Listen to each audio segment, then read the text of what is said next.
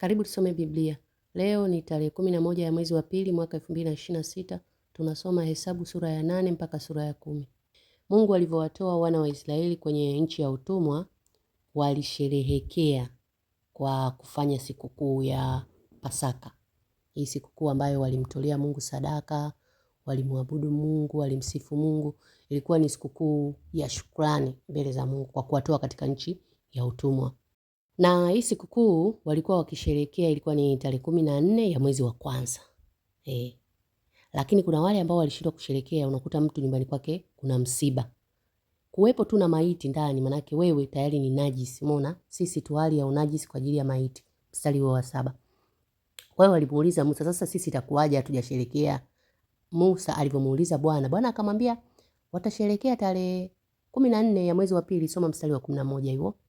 Mwezi wa pili siku ya 14 watasherehekea hiyo sikukuu. Kwa hiyo kwa wakati huo tarehe 14 ya mwezi wa pili ilikuwa ni sikukuu ya Pasaka kwa wale ambao walikuwa najisi kwenye ile awamu ya kwanza.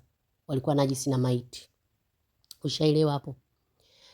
Jambo la muhimu ambalo tunapaswa kulifahamu ni kujua neno la Mungu na uombe Roho Mtakatifu akusaidie kulielewa, kwa sababu kuna vitu vingine tunaiga hatujui mwanzo wake ulikuwaje, hatujui chanzo chake kilikuwa ni nini.